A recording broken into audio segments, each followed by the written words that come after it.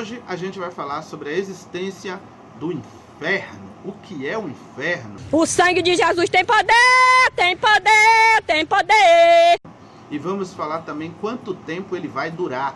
Sim, o inferno tem prazo de validade, ele não é eterno. Para tanto, abra sua Bíblia em Mateus capítulo 25, a gente vai ler o versículo 41. Mateus 25, 41 diz o seguinte: Então dirá também ao que estiverem à sua esquerda: Apartai-vos de mim, malditos, para o fogo eterno, preparado para o diabo e seus anjos. Vocês podem se perguntar, mas irmão David, você acabou de fazer uma afirmação que o inferno não é eterno.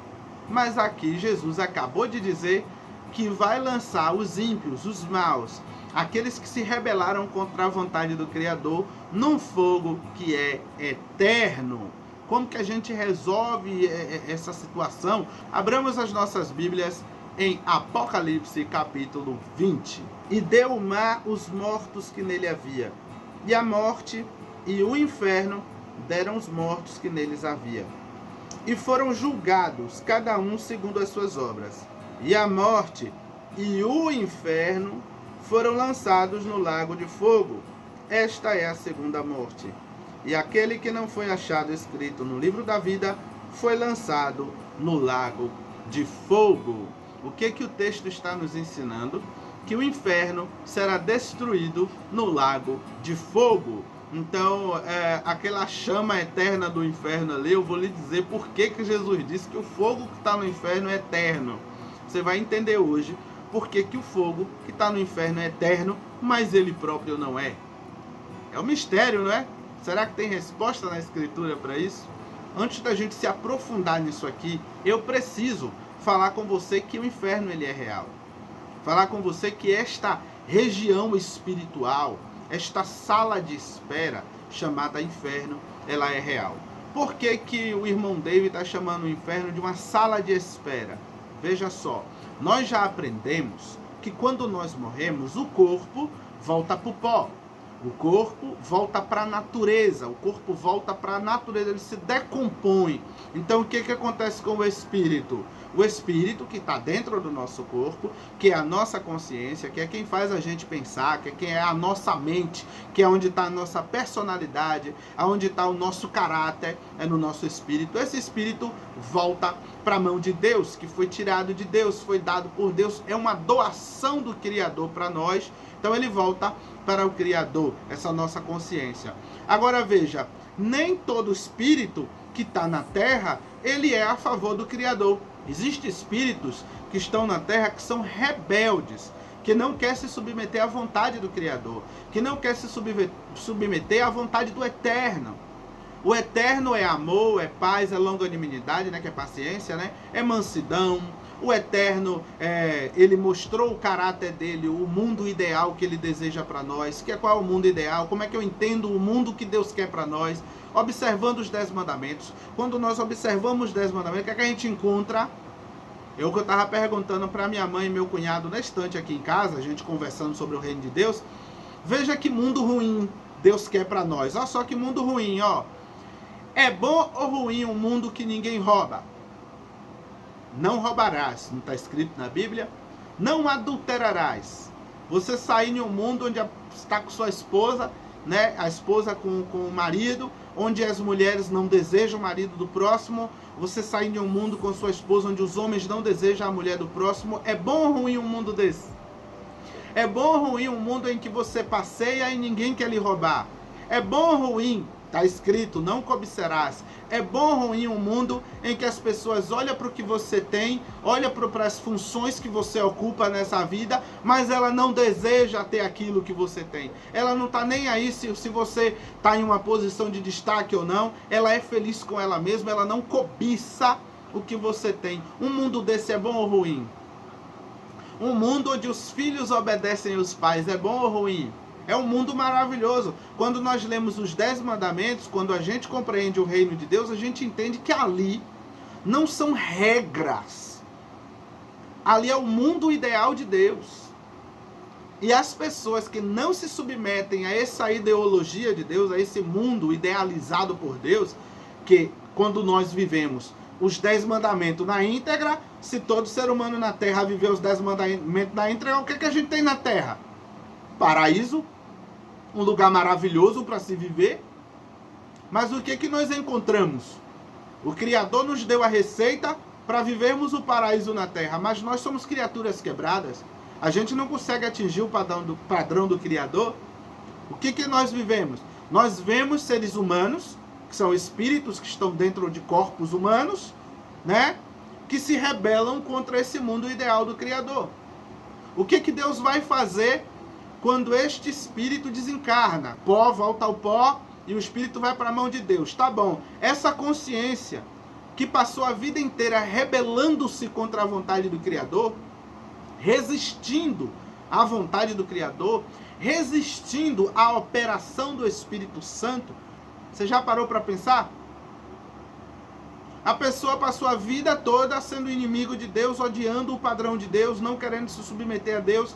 Pronto, o espírito saiu do corpo, tem que voltar para Deus. O que Deus vai fazer com este espírito que nunca quis estar com ele? Vai ter que fazer a vontade dele. Nunca quis estar com Deus, nunca se submeteu à vontade de Deus. Deus tem um lugar reservado, uma sala de espera, porque nós já passamos do ensino que nós vamos ressuscitar. Por que nós vamos ressuscitar? Porque Deus criou o ser humano. Para ser humano precisa de espírito, alma e corpo. Nós não somos o nosso corpo, alma, não. Nós não somos o nosso corpo, o espírito, não. Não é assim. Portanto, para nós cristãos, morreu, acabou. Não tem como, nem cientificamente falando, existe morte. E esse espírito vai para a mão de Deus. Esse espírito é a nossa mente, que passou a vida inteira ou se aproximando de Deus ou rejeitando. Deus criou um lugar nele, nós já passamos dessa fase, né? Tudo existe em Deus. Se tudo existe em Deus, o inferno existe aonde? Em Deus. O inferno não é algo à parte do Criador. O que está no inferno? O que é o inferno? O fogo do inferno é a santidade de Deus colocada em um lugar. É a ira de Deus colocada em um recipiente para receber estes espíritos desses pecadores aí, desses rebeldes. Vai conviver ali com a santidade de Deus exposta. A Bíblia diz o quê? Que diante de Deus vai um fogo devorador. Que fogo é esse que vai diante da presença de Deus? Que consome tudo que desagrada a Ele, para que Ele não tenha condições de ver, para que Ele não presencie o mal. O que Deus falou para Moisés? Os textos estão passando na tela. Deus falou: Moisés, eu vou descer no monte e vou conversar com o povo. Só que você tem que avisar que quando eu estiver descendo no monte, ninguém pode se aproximar do monte. Nem animal, nem ser humano. Se o animal ou o ser humano se aproximar do monte, vai morrer queimado. Porque eu vou descer e o meu fogo vai na minha frente. O fogo ali é a santidade de Deus. O que é santidade, irmão? É a pureza. A pureza de Deus vai descendo na frente dele. A pureza de Deus vai descendo e consumindo tudo que possa desagradá-lo. Porque a Escritura diz no livro de Abacuque primeiro que Deus é tão puro de olhos que não pode contemplar o mal. Então, se Deus vai descendo de maneira visível para nós, se Deus vai se manifestar naquele lugar, na frente dele vai um fogo devorador. O que é o inferno? É Deus pegando esse fogo devorador e colocando em um lugar. Na sala de espera daqueles que foram rebeldes a Ele a vida inteira. Então essas pessoas vão esperar a ressurreição dos mortos ali, naquele recipiente. Logo, se esse fogo é a santidade de Deus, logo o fogo é eterno. Mas o recipiente não é. O fogo do inferno é a santidade de Deus manifesta naquele lugar, consumindo tudo, né? Perturbando, punindo tudo que tiver ali. Essa é a santidade de Deus ali. Por isso é aterrorizante o inferno.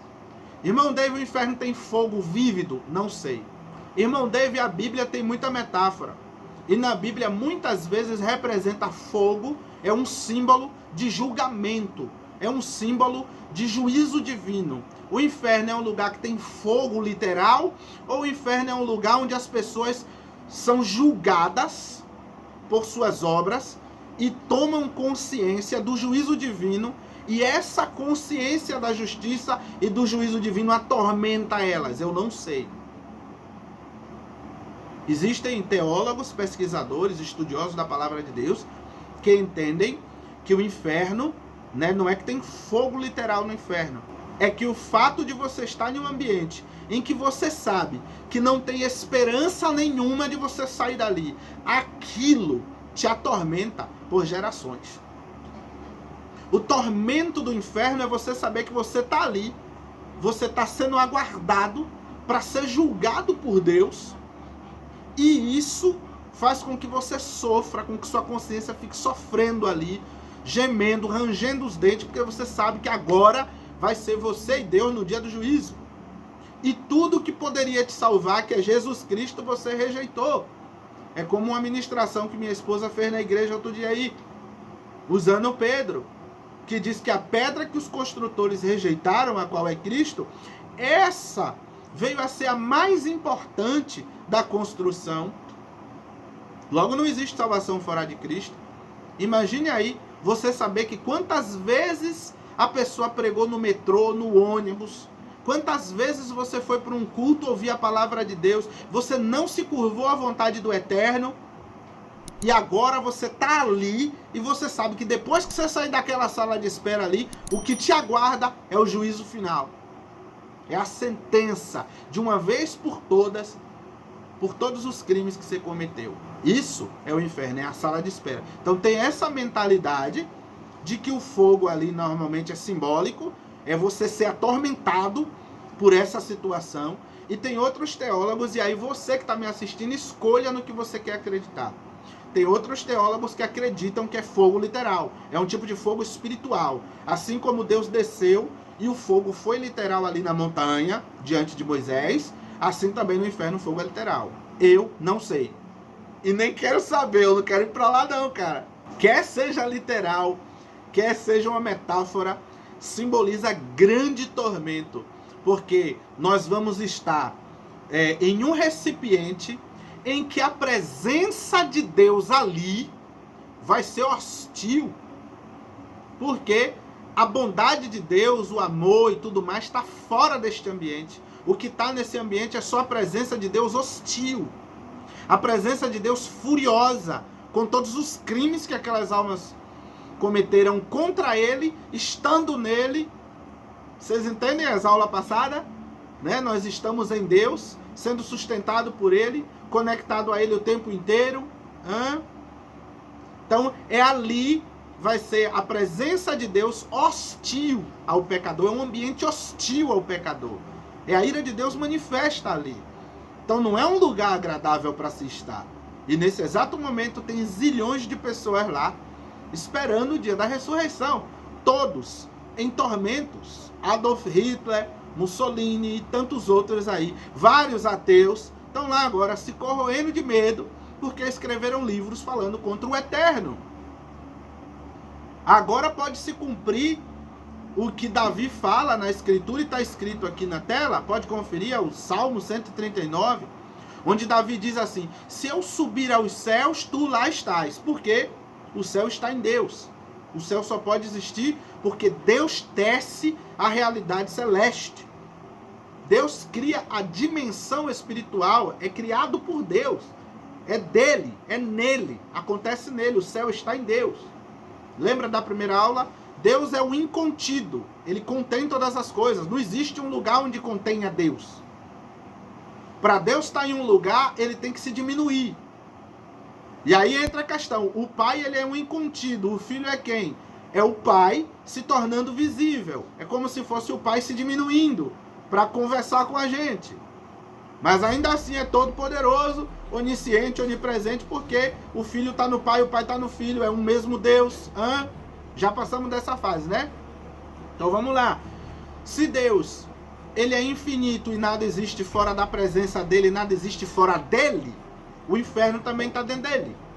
O problema é que nós não conseguimos entender, né, que nada pode existir fora de Deus. Então os cristãos imaturos acreditam que o inferno é algo à parte de Deus. Não, o inferno é um lugar onde Deus se mostra santo, onde ele colocou lá a santidade dele.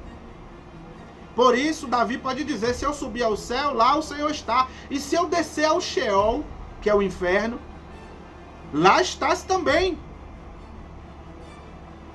No inferno, irmão, não tem Satanás nenhum sentado em trono, você não vai achar isso na Bíblia. Na Bíblia, o inferno é um lugar de tormento para o diabo. Porque é um lugar que Satanás, aleluia, vai se bater com a ira santa de Deus. É um lugar onde Satanás vai estar lá, ó, e quando ele lembra que esse lugar existe, foi preparado para ele, como o texto que a gente leu, ele treme, ó, ele estremece de medo, de pavor de Deus. Por quê? Porque ali ele sabe que a presença de Deus que vai estar ali é uma presença de Deus hostil ao pecado. É onde Deus vai ser hostil ao pecado. É onde Deus vai manifestar a ira dele, a indignação dele contra a malignidade. Adivinhe, Satanás é chamado de quê? O maligno. Então é um lugar hostil ao diabo. Os pecadores são o quê? Malignos. Será o que ali? É uma presença hostil ao pecador. Então o inferno ele é terrível. E ele não é terrível porque é a parte de Deus. Deus criou um foguinho e botou lá. Deus criou um lugarzinho, a parte da presença dele botou. Deus é onipresente, irmão. O inferno é uma parte de Deus, é onde ele guardou a santidade dele, indignável a tudo quanto é pecado.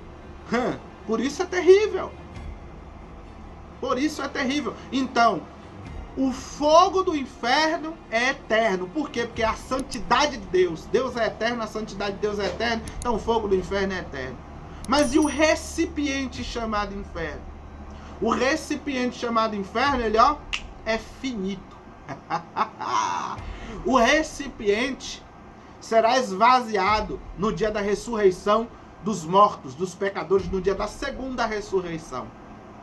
O texto que nós lemos em Apocalipse 20 diz o quê? Que o inferno será esvaziado, os mortos vão ressuscitar. Vai sair do inferno. Depois de ter sido atormentado por muito tempo, vai, ó, ressuscitar. Por quê? Porque os crimes que eles cometeram foram aonde? Como ser humano. Só é ser humano se tiver corpo, alma e espírito. Então precisa do corpo para responder no corpo tudo que ele fez através do corpo.